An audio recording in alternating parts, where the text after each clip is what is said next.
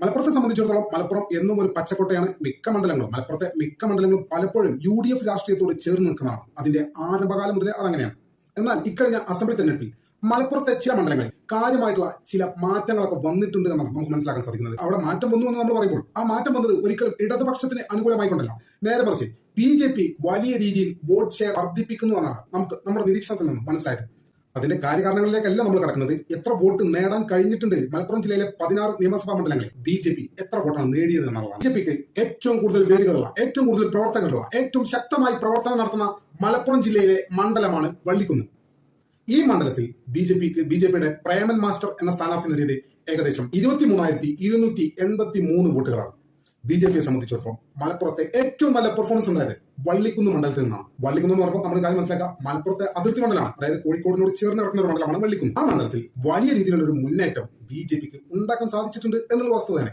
എത്ര വലിയ മുന്നേറ്റം ഉണ്ടാക്കിയാലും വള്ളിക്കുന്ന് എന്ന് പറയുന്നത് ലീഗിന്റെ പച്ചക്കോട്ട തന്നെയാണ്, അതിലൊരു സംശയമില്ല. പക്ഷേ BJP വലിയ മുന്നേറ്റം ഉണ്ടാക്കിയിട്ടുണ്ട്, അത് വസ്തുതയാണ്, സമ്മതിക്കുന്നു. വ്യക്തിപരമായിട്ട് എന്നെ ഏറെ ഞെട്ടിച്ചൊരു മണ്ഡലമാണ് കൊണ്ടോട്ടി മണ്ഡലം എന്ന് പറയുന്നത്. നമുക്കറിയാം, കൊണ്ടോട്ടി മണ്ഡലം എന്ന് പറയുന്നത് മുസ്ലിം ലീഗിന്റെ ഒരു പച്ചക്കോട്ടയാണ്. മണ്ഡലം ഫംഗ്ഷൻ ചെയ്ത അന്ന് മുതൽ ഇന്നതാ ഈ 2026 വരെ ഈ മണ്ഡലത്തിൽ ലീഗ് അല്ലാതെ ഒരാളും ജയിച്ചിട്ടില്ല. ഒരാളെയും ജയിക്കാൻ കൊണ്ടോട്ടിക്കാർ സമ്മതിച്ചിട്ടില്ല. എല്ലാ അർത്ഥത്തിലും ലീഗിന്റെ സുരക്ഷിതമായ ഉറപ്പുള്ള ഒരു മണ്ഡലമാണ് കൊണ്ടോട്ടി.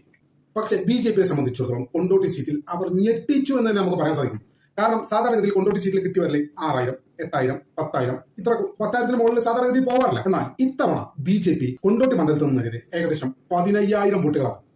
വ്യക്തിപരമായിട്ട് എന്നെ സംബന്ധിച്ചിടത്തോളം വളരെ വലിയൊരു അത്ഭുതം ഉണ്ടാക്കിയ കേസാണ്.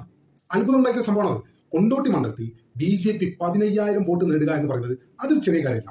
വ്യക്തിപരമായിട്ടുള്ള എന്റെ നിരീക്ഷണത്തിൽ നിന്ന് ഞാൻ മനസ്സിലാക്കിയത് കൊണ്ടോട്ടി മണ്ഡലത്തിൽ അപ്രതീക്ഷിതമായ ഒരു മുന്നേറ്റം തന്നെയാണ്, വലിയ രീതിയിലുള്ള ഒരു മുന്നേറ്റം തന്നെയാണ് BJP ഉണ്ടാക്കിയിരിക്കുന്നത്. മണ്ഡലത്തിലെ വോട്ട് ഷെയറിംഗ് വെച്ച് നോക്കുമ്പോൾ 8,000, 7,000 ഒക്കെ കിട്ടിക്കൊണ്ടിരുന്ന കൊണ്ടോട്ടി മണ്ഡലത്തിൽ ഏകദേശം ഇരട്ടിയാക്കി 15,000 എത്തിയെങ്കിൽ അത് വലിയ മുന്നേറ്റം തന്നെയാണ്. സമ്മതിക്കാതിരിക്കാൻ ഒരു തരവുമില്ല. അതായത് 15,000 വോട്ട് ഇത്തവണ നേടിയെങ്കിൽ ഒരു 15,000 കൂടെ വർദ്ധിപ്പിക്കാൻ BJPക്ക് സാധിച്ചാൽ ഒരു പക്ഷേ മണ്ഡലത്തിലെ രണ്ടാമത്തെ പൊളിറ്റിക്കൽ ശക്തിയായി BJP മാറും എന്നാണ് നമ്മൾ മനസ്സിലാക്കുന്നത്. വ്യക്തിപരമായി ഇത്തവണ ഏറെ ഷോക്കായ ഒരു റിസൾട്ടാണ് കൊണ്ടോട്ടി നിയോജക മണ്ഡലത്തിലുള്ള BJPയുടെ ഈ വലിയ വളർച്ച എന്ന് പറഞ്ഞാൽ 5 വർഷം കൊണ്ട് 7,000, 8,000 വോട്ട് ഉയർത്തുക എന്ന് പറഞ്ഞാൽ അതൊരു ചെറിയ കാര്യമേ അല്ല. BJP വോട്ട് ഉയർത്തിയെന്ന് പറഞ്ഞാൽ മുസ്ലിം ലീഗ് താഴെ പോയിട്ടൊന്നുമില്ലല്ലോ. മുസ്ലിം ലീഗ് വളരെ സ്ട്രോങ് ആയിട്ട് തന്നെ മണ്ഡലത്തിലുണ്ട്.